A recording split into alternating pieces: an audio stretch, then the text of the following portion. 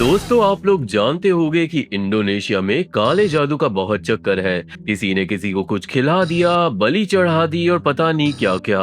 हमारी आज की श्रापित इंडोनेशियन हॉरर मूवी जो बिल्कुल लेटेस्ट है, हमें दिखाएगी एक खतरनाक काले जादू को। मूवी का नाम है जानूर इरेंग। कहानी होने वाली है भाई बहन के बारे में जिन बेचारों का घर जल जाएगा और वो फंस जाएंगे अपने ही परिवार वालों के एक श्रापित खेल में। आप लोग वीडियो को पूरा लास्ट तक देखना। मैं हर वीडियो ऐसे बनाता हूँ कि आप लोग सब कुछ समझ जाओ, क्योंकि आप देख रहे हो डिमोनिका का जो बेस्ट और रिकैप चैनल है। जल्दी से आप सब्सक्राइब कर दो, क्योंकि आप में से काफी सारे लोग से वीडियो देखकर भाग रहे हैं और सब्सक्राइब कोई भी नहीं कर रहा। लाइक करके सपोर्ट करो ताकि वीडियोस बनाने का और ज्यादा मन करे। ऐसी ही छोटी छोटी चीजें हमारी हेल्प करती है। अब क्या, सीधा चलते हैं जानूर इरेंग इंडोनेशियन हॉरर मूवी की एक श्रापित कहानी की तरफ। ये कहानी शुरू होती है ईस्ट जावा में 1997 में। एक छोटा सा गांव था जहाँ पे एक छोटे से घर में हम देखते हैं इंतान नाम की लड़की को और उसके भाई साबदो को, जिसका बर्थडे था। ये दोनों बहुत ज्यादा गरीब थे सिंस इनके मम्मी पापा मर चुके थे। अर्ना नाम की लड़की भी बर्थडे में आई हुई थी, जिसे साबदो पसंद करता है। बात ये थी कि गरीबी इतनी ज्यादा थी कि बेचारी इंतन स्कूल भी नहीं जा पाती थी। अर्ना इंतन को अपनी पुरानी किताबें देकर जाती थी पढ़ने के लिए। अर्ना इंतन को सजेस्ट करती है शादी करने के लिए, क्योंकि अगले साल वो 17 साल की हो जाएगी। जी हाँ, पुराने टाइम में ऐसा ही होता था, पर इंसान को पढ़ाई कर कर अच्छी जॉब चाहिए थी। अर्ना के जाने के बाद इंसान शब्दों को देती है उन दोनों के पापा की पुरानी घड़ी, जिसे वो सही करवा कर लाई थी, और घड़ी सही करवाने के लिए भी इंसान हफ्तों से पैसे जोड़ रही थी। रात होती है और जब शब्दो पानी पीने जाता है तो उसे रसोई में दिखाई देता है काला बकरा, जिसकी लाल डिमोनिक आंखें थी। शब्दो बकरे के पास जाता है, पर अगले ही पल बकरा गायब हो गया था। वो उसे ढूंढने लगता है एंड देन उस बकरे का कटा हुआ सर गिरता है बर्तनों पे। गुस्से में शब्दो बकरे के सर को लेकर बाहर जाता है घर के और चिल्लाने लगता है कि ये किसकी हरकत है, क्योंकि ऑब्वियसली उसे लग रहा था कि ये किसी का घिनौना मजाक होगा। पर जल्दी ही बकरे का सर बदल जाता है इंसान के सर में जो चिल्ला रही थी। डर के मारे शब्दो सर फेंक देता है, पर अगले ही पल उसके घर में आग लग जाती है।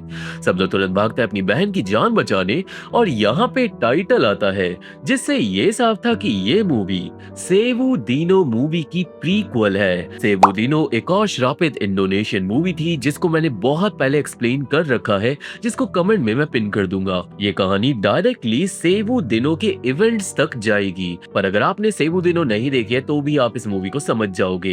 एनीवे, अगले दिन आरजो नाम का आदमी आता है इस गांव में। वो पूछताछ कर कर पहुंचता है भाई बहन के घर, जो पूरी तरीके से जल चुका था, और वो दोनों शोक मना रहे थे। आरजो असल में निकलता है साबदो और इंतन के फादर का भाई, यानी उनका चाचा।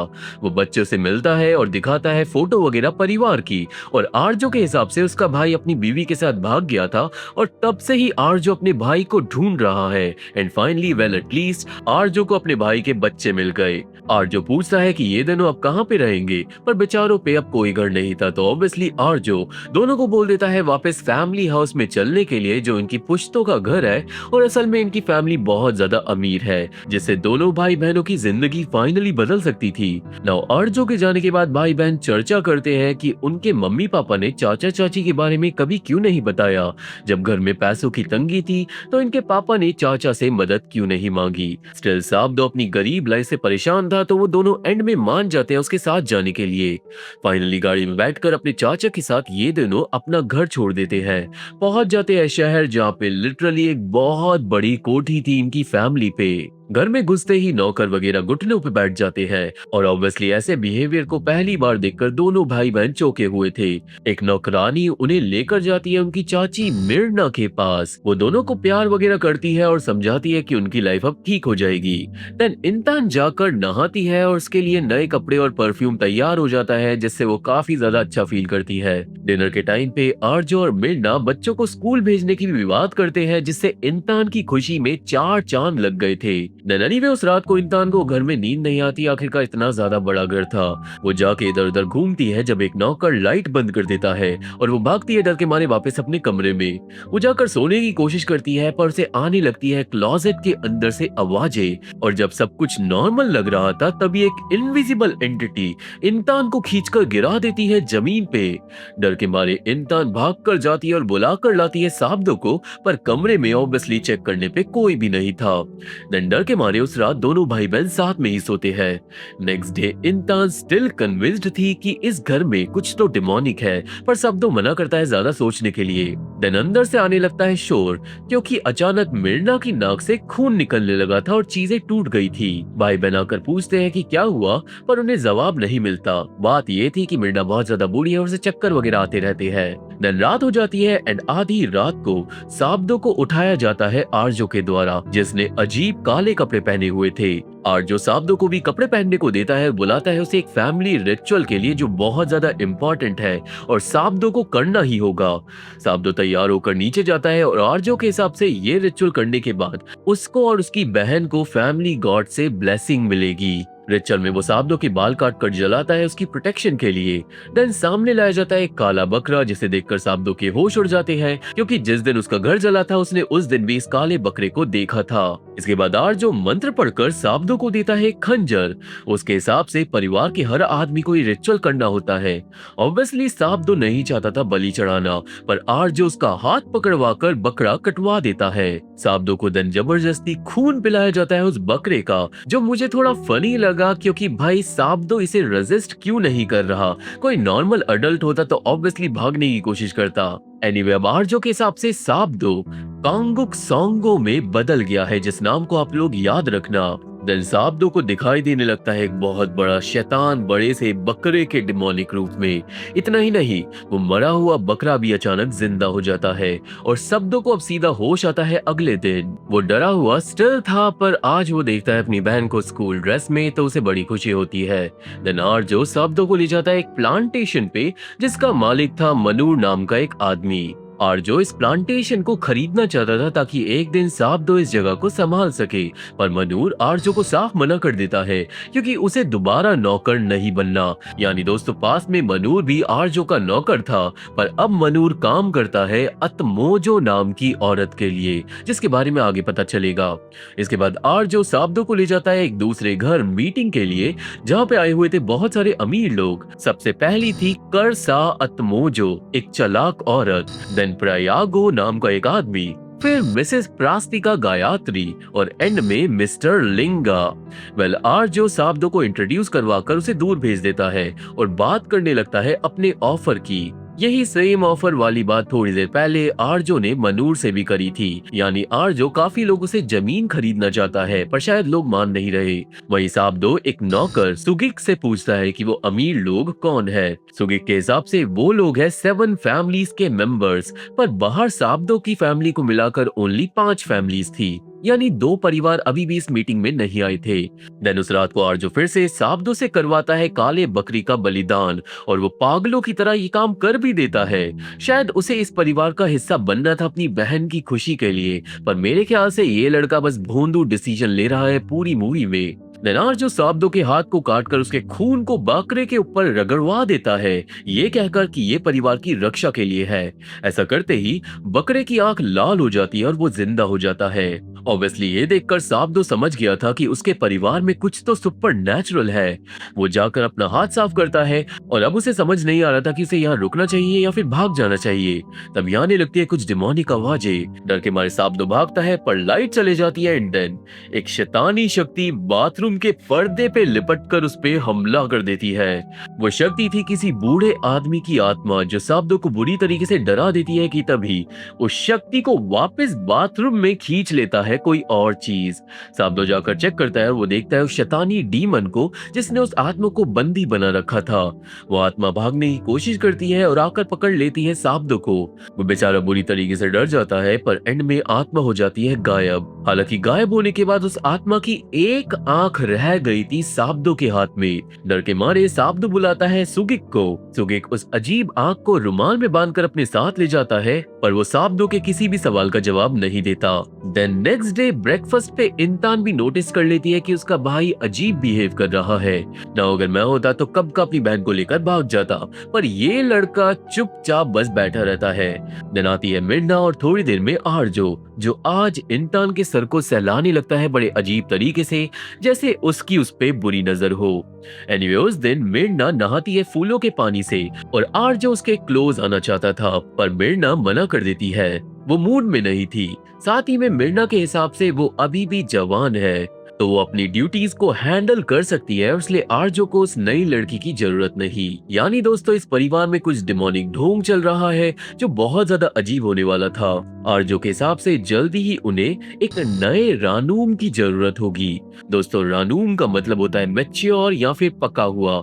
मेरे ख्याल से यहाँ पे आर्जो इंसान के बारे में बात कर रहा है, क्योंकि उसकी उस पे बुरी नजर थी 100%। वही इंसान रात को अपनी पर्सनल नौकरानी के हाथ पे देखती है एक अजीब टैटू। नौकरानी के हिसाब से जो भी लोग इस परिवार के लिए काम करते हैं उन सबको ये टैटू बनवाना कंपलसरी है, क्योंकि ये टैटू ये प्रूफ है कि ये सारे लोग इस परिवार के ही असली मेंबर्स हैं। ये बात अजीब लगती है इंसान को, जिससे उसे शक हो जाता है।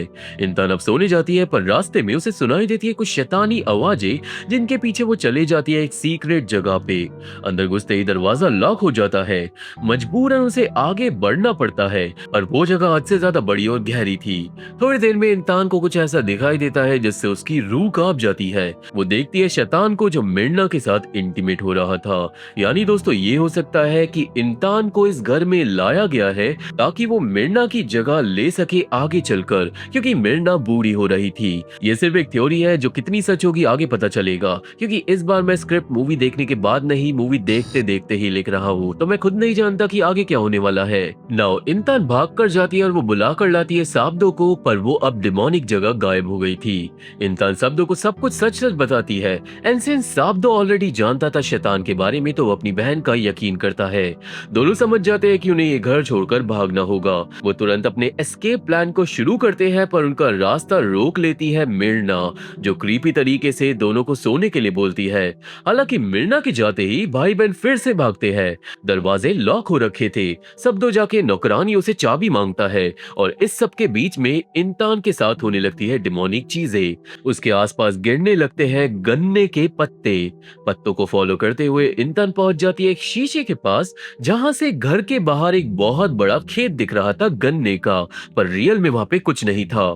देन अचानक एक एंटिटी, जिसका आधा शरीर नहीं था, वो छत से गिरकर इंसान को कर लेती है पोजेस। तुरंत अपनी बहन को बचाने साब्दो आता है, पर दोस्तों वो एंटिटी बहुत ज्यादा एग्रेसिव थी। पहले तो इंसान अपने भाई का गला घोटने लगती है। साब्दो को बचाने आती है दो नौकरानियां, पर इंसान डिमोनिक होकर एक नौकरानी का गाल काट लेती है, और दूसरी नौकरानी जब अपनी दोस्त की मदद करती है तो शैतानी इंसान उस नौकरानी की गर्दन एक झटके में तोड़कर उसे बुरी तरीके से मार डालती है। पोजेस्ड इंसान फिर से साब्दो को मारने लगती है, पर दोस्तों इस सीन में इंसान के अंदर जो आत्मा थी ना, वो साब्दो को कांगुक सांगो के नाम से बुला रही थी, और ये वही नाम था जो आर्दो ने साब्दो को दिया था पहले रिचुअल वाली रात को। यानी ये सब कुछ कनेक्टेड होने वाला था। अब इससे पहले साब्दो मर पाता, उसके घर के दो मेन नौकर आ जाते हैं, जिसमें से एक था सुगेक। दोनों नौकर पोजेस्ड इंसान को लेकर बंद हो जाते हैं डाइनिंग रूम में। साब्दो अपनी बहन को बचाने भागता है, पर अब दरवाजा नहीं खुल रहा था। थोड़ी देर में आर्जो और मिर्ना भी आ जाते हैं। वो सब मिलकर दरवाजा तोड़ते हैं, पर अंदर जाने पे मंजर डिमोनिक था। इंसान ने दोनों नौकरों की चटनी बना दी थी।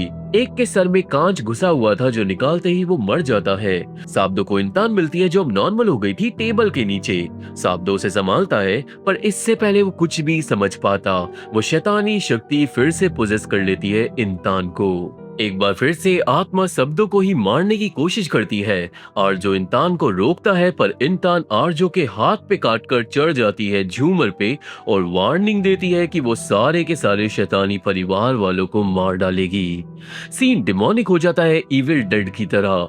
इंसान झूमर तोड़ देती है, उठा लेती है कांच का टुकड़ा और मारने की कोशिश करती है साब्दो को। वो एंटिटी उस भोंदू लड़के के पीछे हाथ धोकर पड़ गई थी। आर्जो आकर फिर से बचाता है उसे, और इस बार मिर्ना पोजेस्ड इंसान के सर को ढककर उसका एग्जॉर्सिज्म करने की कोशिश करती है, पर शैतानी शक्ति मिर्ना का गला पकड़ लेती है और उसे हवा में उड़ाकर मारने लगती है। एंटिटी बस एक बात बोल रही थी कि वो इस परिवार को खत्म कर देगी। देन वो मिर्ना को फेंक के घायल कर देती है, और वो साब्दो को फिर से कांगुक सांगो के नाम से बुलाती है कि तभी आर्जो उस पे डाल देता है एक ऐसा पानी जिससे आत्मा जलने लगती है। ये पानी होली वाटर तो नहीं था, क्योंकि ये परिवार ही शैतान से पंगे ले रहा था। देन पोजेस्ड इंसान को बांध दिया जाता है बेड से, पर इंसान अब पूरी तरीके से आत्मा के कब्जे में थी और बार बार बस कांगुक सांगो का नाम चिल्ला रही थी। एनीवे अगली सुबह में पता चलता है कि मिर्ना मर चुकी है क्योंकि उस बेचारी को आत्मा ने उठा उठाकर बहुत पटका था। मिर्ना का फ्यूनरल करा जाता है काफी ज्यादा अजीब तरीके से। उसके शरीर को लेकर जाते हैं उस कमरे में जहाँ पे इंसान आई थी। और फाइनली अब साबदो पे बहुत सारे सवाल थे, पर आर्ट जो सारी सच्चाई यहाँ पे बता देता है। असल में ये जो परिवार है ये बहुत बड़े डिमोनिक मामले में फंसा हुआ है। सदियों से ये पूजा करते आ रहे हैं शैतान की, और शैतान को खुश करने के लिए जरूरत होती है रानूम की। रानूम एक मैच्योर लड़की होती है जो शैतान के साथ रिलेशन में रहेगी ताकि शैतान इस परिवार को प्रोटेक्ट करता रहे। इसी वजह से ये लोग इतने अमीर भी थे। और जो समझाता है कि मिर्ना रानूम थी, इस परिवार की सुरक्षा कवच थी जो परिवार को बचाती थी सुपर नेचुरल हमलों के खिलाफ। बेसिकली इस परिवार के बहुत सारे दुश्मन भी हैं जो काला जादू करवाते रहते हैं इस परिवार के ऊपर, पर जब तक रानूम शैतान को खुश रखेगी तो उस काले जादू का असर नहीं होगा। पर रानूम बूढ़ी हो गई थी और इसलिए कल रात को करा हुआ काला जादू घर में घुस गया था। यानी वो जो एंटिटी थी ना, वो काले जादू की वजह से घर में आई थी जिसने अब इंसान को पोजेस कर लिया है।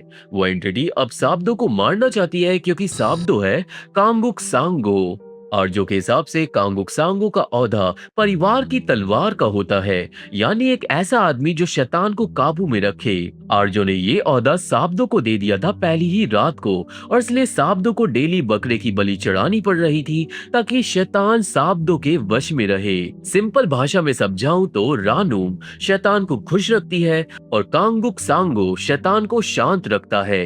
पर बाहर जो दुश्मन है वो रानूम और कांगुक सांगो दोनों को ही मारना चाहते हैं ताकि ये परिवार नष्ट हो जाए, और इसलिए काला जादू करवा कर उस एंटिटी को भेजा गया था। वो दुश्मन कौन है आगे पता चलेगा, पर फिलहाल के लिए सारी बात समझने के बाद साबदो खुशी खुशी बकरे की बलि चढ़ाता है क्योंकि अब उसे अपनी बहन को बचाना था। वो अपना खून लगाता है शैतान की मूर्ति पे जिससे बकरा जिंदा हो जाता है, और वही दूसरी तरफ इंसान को होश आता है गन्ने के खेत में जहाँ पे उस पे हमला कर देती है शैतानी एंटिटी। डर के मारे इंसान जाग जाती है। उसे संभालने के लिए आता है साबदो, पर वो भोंदू उसके हाथ पैर खोलने की गलती कर देता है। ऐसा होते ही एंटिटी साबदो को मारने लगती है कि तभी कमरे में आ जाता है शैतान। शैतान को देखकर पोजेस्ड इंसान चिल्ला पड़ती है डर के मारे। शैतान फेंकता है देन एक दिल जिसे देखकर इंसान बेहोश हो जाती है, और कमरे में आता है सुगेक। वो दिल को और साबदो को अपने साथ ले जाता है ये कह के कि सिर्फ एक ही इंसान ये सारी श्रापित चीजों को रोक सकता है, और वो इंसान निकलती है करसा अत्मोजो। घर में घुसते ही सुगेक आत्मोजो को अपना टैटू हटाने के लिए बोलता है, और यहाँ पे खुलेगी अब एक बड़ी मिस्ट्री। आत्मोजो साबदो को बताती है कि सुगेक उसके परिवार का पर्सनल नौकर है, न कि आर्जो के परिवार का। आत्मोजो ने सुगेक को आर्जो के घर भेजा था बहरूपिया बनकर, ताकि वो साबदो और इंसान की रक्षा कर सके उस डिमोनिक परिवार से। आत्मोजो के हिसाब से उनका जो परिवार है उसमें एक बहुत घिनौना ट्रेडिशन है, और वो ये है कि भाई बहनों को शादी करनी होती है। यानी दोस्तों, मिर्ना जो थी ना, वो आर्जो की बीवी तो थी, वो साथ में उसकी बहन भी थी। यही रीजन है कि पास्ट में साबदो और इंसान का पापा भाग गया था घर छोड़कर, क्योंकि वो अपनी बहन से शादी नहीं करना चाहता था। पर सिंस डीमन को नई रानूम चाहिए थी, तो आर्जो ने ही इन भाई बहनों को ढूंढ निकाला था जानबूझकर। इतना ही नहीं, आर्जो ने ही इनका घर जलवा दिया था ताकि इन बेचारों पे कोई चारा ना बचे और इन्हें वापस घर पे आना पड़े। अब इसके बाद अत्मोजो साबदो को ले जाकर दिखाती है एक मरी हुई नौकरानी सुक्की को, जिसका दिल निकला हुआ था। आपको याद है कि अभी थोड़ी देर पहले शैतान ने एक दिल साबदो के सामने फेंका था। वेल, वो दिल सुक्की का ही था। अभी आज शाम को ही शैतान ने अत्मोजो के परिवार पे हमला करा था, जिसमें सुक्की को मारकर उसका दिल निकालकर वो ले गया था। आत्मोजो और उसकी पोती डेल्ला बड़ी मुश्किल से बच पाए थे। देन आत्मोजो दिखाती है एक लाश की फोटो, और ये आदमी था मनूर, जिसे हमने प्लांटेशन के पास देखा था। असल में मनूर को अत्मोजो ने खेत दिया था संभालने के लिए, पर आर्जो उन खेतों पे कब्जा करना चाहता था और मनूर को अपनी डिमोनिक फैमिली का हिस्सा बनाना चाहता था। पर जब मनूर ने मना कर दिया तो आर्जो ने मनूर पे काला जादू करवा कर उसे मरवा दिया, और ये काला जादू अनजाने में सबदो ने ही करा था। हमें ये भी पता चलता है कि उस शैतान का नाम है बोको लोनो, जो आर्जो परिवार का पर्सनल डीमन है। अत्मोजो के हिसाब से इंसान की जान बचाने बचाने का सिर्फ एक ही रास्ता है और वो ये है कि इन लोगों को करना होगा जानूर इरेंग नाम का एक काला जादू, जो इस मूवी का नाम है। पर ये सब सुनकर साब्दो भागता है घर, क्योंकि उसे नहीं पता कि भाई आत्मोजो और आर्जो के बीच में क्या लड़ाई है। वो बस अपनी बहन को बचाना चाहता था। साब्दो भागकर घर पहुंचता है, पर अब घर को सजाया जा रहा था और उसके होश उड़ जाते हैं अपनी बहन को रिचुअल वाले कपड़ों में देखकर। यानी आर्जो इंसान को बदलने वाला है नई रानूम में। साब्दो अपनी बहन को होश में लाने की कोशिश करता है, पर तभी उस पे हाकर हमला कर देता है आर्जो। उसके हिसाब से साब्दो भी बिल्कुल अपने बाप की तरह है, जो इस फैमिली के ट्रेडिशंस को कभी नहीं समझ पाएगा। आर्जो कन्फेस करता है कि उसी ने अपनी बीवी मिर्ना को मार डाला था, सिंस वो रानूम बनने के लिए अब लायक नहीं बची थी। आर्जो के हिसाब से इंसान अब नई रानूम बनेगी और जो उसे बच्चा होगा वो बनेगा फ्यूचर में कांगुक सोंगो और वो बच्चा होगा आर्जो का। देन लड़ाई हो जाती है और आर्जो साब्दो को मारकर बेहोश कर देता है। अगले दिन हम देखते हैं आत्मोजो और एक दूसरी लड़की मिसेस पास्तिका गायत्री को, जो असल में 7 परिवारों में से एक परिवार की मालकिन थी। गायत्री आत्मोजो को सजेस्ट करती है कि उन्हें जानूर इरेंग का काला जादू अकेले ही करना होगा, वरना आर्जो का परिवार आत्मोजो के परिवार को मार डालेगा। यहाँ पे अब मैं एक चीज का खुलासा करता हूँ दोस्तों, आत्मोजो और आर्जो का जो परिवार है ना, उनमें सदियों से एक दूसरे से दुश्मनी और नफरत चल रही है। हर टाइम ये लोग एक दूसरे पे काला जादू करवाते रहते हैं। उस काले जादू से आर्जो के परिवार को प्रोटेक्ट करता है बोको लोनो नाम का वो शैतान, और आत्मोजो के परिवार को प्रोटेक्ट करती है वो एंटिटी जिसका आधा शरीर नहीं है। वो एंटिटी रहती है सुकमो नाम की एक डिमोनिक दुनिया में, जिसके अंदर गन्ने के खेत है और उस दुनिया को इंसान ने अपने सपने में देखा था। ये सब मुझे इसलिए पता है क्योंकि मूवी का दूसरा पार्ट सेवु दीनों के अंदर ये कहानी हमें आगे बताई जाएगी। देन गायत्री और आत्मोजो जानूर इरेंग का काला जादू स्टार्ट कर देते हैं और वही आर्जो का परिवार स्टार्ट करता है इंसान के लिए डिमोनिक पार्टी। साब्दो को बांध दिया जाता है शैतानी कमरे में और बेहोश इंसान भी वहीं पे मौजूद थी। आर्जो सबको बताता है कि नई रानूम बनने वाली है एक लड़की, जिसके साथ ही सारे पार्टी में लोग पागल हो जाते हैं, मंत्र पढ़ने लगते हैं और अजीब सा इविल डांस करने लगते हैं।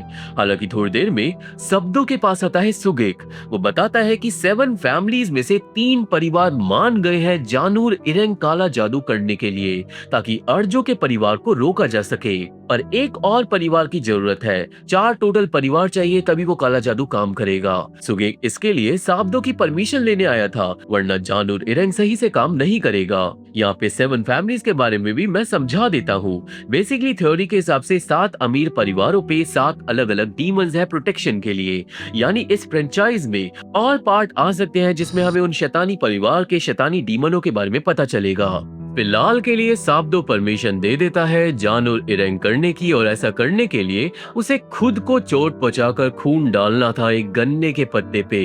परमिशन मिलते ही गायत्री और आत्मोजो को ये बात पता चल जाती है। पत्ता काला हो जाता है और पार्टी में होने लगती है डिमोनिक चीजें। अचानक एक एक कर सारे परिवार वाले मरने लगते हैं, हद से ज्यादा बुरी तरीके से। आर्जो के होश उड़ जाते हैं ये काला जादू देखकर, और वहीं सुगेक साब्दो को अकेला छोड़कर भाग जाता है ये कह के कि उसका काम पूरा हुआ। यानी दोस्तों सुगिक ने साब्दो को धोखा दिया, क्योंकि आखिरकार साब्दो भी आर्जो के परिवार का हिस्सा था, तो आत्मोजो का परिवार उसकी मदद करेगा ही क्यों। सुगिक के जाते ही इंसान को होश आ जाता है, पर अब वहां पे आता है वो शैतान इंसान के साथ इंटीमेट होने। साब्दो अपनी बहन को बचाता है और वो डीमन को हुक्म देता है भागने का, और क्योंकि शैतान सिर्फ कांगुक सांगो की बात मानेगा तो वो चले जाता है बिना लड़ाई करे। साब्दो अब तुरंत भागता है अपनी बहन को लेकर बाहर, पर ऊपर जाते ही दोनों की रूह कांप जाती है। पूरा परिवार बड़ी बुरी तरीके से मर रहा था काले जादू से। सब लोग अपने शरीर की चीड़ फाड़ कर रहे थे, जो काफी ज्यादा शैतानी था। वो दोनों एग्जिट की तरफ भागते हैं, पर एक परिवार वाला दरवाजा बंद कर देता है, दूसरा परिवार वाला सीढ़ियों से गिरकर मारा जाता है, और तीसरी परिवार वाली फर्स्ट फ्लोर से नीचे गिरकर मरती है। एक के बाद एक मौतें हो रही थी, और एंड में सामने आता है श्रापित आर्जो। वो साब्दो को बताता है कि उसने बहुत बड़ी गलती कर दी है आत्मोजो को परिवार पे भरोसा कर, जिसके बाद आर्जो भी मारा जाता है काले जादू की वजह से, और उसकी गर्दन अलग हो जाती है। दोनों भाई बहन भागते जान बचाकर, पर उनका पीछा करता है आर्जो का डिमोनिक शरीर। वापस हॉलवे में शरीर अपने परिवार वालों के साथ नाचने लगता है, और फाइनली दोनों भाई बहन घर से बाहर निकल जाते हैं। फाइनली दोनों को लगता है कि वो बच जाएंगे, पर तभी इंसान के शरीर में होने लगता है दर्द और उसके हाथ काले पड़ जाते हैं है वो भी श्रापित हो गई थी। साबदो को समझ नहीं आता कि क्या हो रहा है, पर इंतान मरने वाली थी। हालांकि एंड में सामने आ जाती है अत्मोजो सुगिक के साथ और वो साबदो को शुक्रिया बोलती है। वो बताती है कि जानूर इरेंग का काला जादू पूरे परिवार को मार डालता है, सिवाय उस इंसान के जो कांगुक सांगो हो, यानी सिर्फ साबदो ही अकेला जिंदा बचेगा। देन आत्मोजो निकालती है उस एंटिटी को। वो बताती है कि इस एंटिटी का नाम है सांगुर तूरही, जो उसके परिवार का पर्सनल डीमन है। लिटरली ये परिवार वाले अपने डीमंस को पॉकीमोन की तरह रख रहे थे। सांगुर तूरी को देखते ही इंतान समझ जाती है कि शुरुआत से जो भी इविल चीजें हो रही थी वो सब कुछ अत्मोजो के परिवार का किया धरा था। देन फाइनली इंतान मारी जाती है। अपनी बहन की मौत से साबदो को गुस्सा आ जाता है, वो हमला कर देता है अत्मोजो पे, पर अत्मोजो साबदो को स्टैप कर देती है क्योंकि वो एक भी परिवार वाले को जिंदा नहीं छोड़ सकती थी। बेचारा साबदो अब अपनी बहन की लाश के पास ही बेहोश हो जाता है एंड देन उसे आता है होश कुछ दिनों आगे मिसेस पास्तिका गायत्री के पास। गायत्री की बातों से ये साफ था कि इस औरत के परिवार की भी दुश्मनी है अत्मोजो के परिवार से, और अब गायत्री साबदो का इस्तेमाल करेगी ताकि वो आत्मोजे के परिवार को बर्बाद कर सके। कमरे में आर्ना भी आती है जैसे मूवी की शुरुआत में हमने देखा था, और आर्ना गायत्री के परिवार की नौकरानी थी। वो साबदो को संभालती है और गायत्री वादा करती है कि साबदो को उसका बदला जरूर मिलेगा, क्योंकि गायत्री उसे सिखाएगी सेवु दीनो नाम का एक काला जादू जिसके ऊपर पहला पार्ट था। सीन आता है 3 साल आगे और हम देखते हैं अत्मोजो की पोती डेल्ला को, जिसके ऊपर हमला कर देता है सांगर तूरही।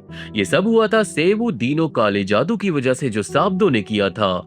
डेल्ला अब हो जाती है पोजेस्ड और वो अपनी दादी को मारना चाहती थी, जिसके साथ ये मूवी खत्म हो जाती है। और आगे की कहानी मैं ऑलरेडी एक्सप्लेन कर चुका हूँ 2 साल पहले, तो कमेंट में जाकर उस वीडियो को देख लेना, वहां पे आपको वो मिल जाएगी। ये था पूरा रिकैप जानूर इरेंग मूवी का, जिसकी कहानी मुझे ओरिजिनल और अच्छी लगी। मैं बहुत कम बोलता हूँ इंडोनेशियन हॉरर मूवी के लिए ऐसा, पर ये वाली कहानी सच में अच्छी थी। इसको रेट में दे रहा हूँ 7.2 आउट ऑफ 10। आप लोग अपनी रेटिंग मुझे कमेंट में बताना। आपको ये वीडियो अच्छा लगा हो तो प्लीज चैनल को सब्सक्राइब कर दो और वीडियो को लाइक कर दो, सिंस ये सब कुछ आपके लिए फ्री रहता है और मेरी बहुत ज्यादा पर्सनली मदद करता है। मैं हूं कैरिश, आप देख रहे हो डिमोनिका का जो बेस्ट हॉरर रिकैप चैनल है। वीडियो देखने के लिए शुक्रिया। मैं चैनल अपडेट्स डालता हूँ टेलीग्राम पे और इंस्टाग्राम पे, पर्सनली मैं सबका रिप्लाई करता हूँ, तो वहां पे भी जाके फॉलो कर सकते हो। और अब हम मिलेंगे अगली वीडियो में, तब तक के लिए थैंक यू, बाय बाय।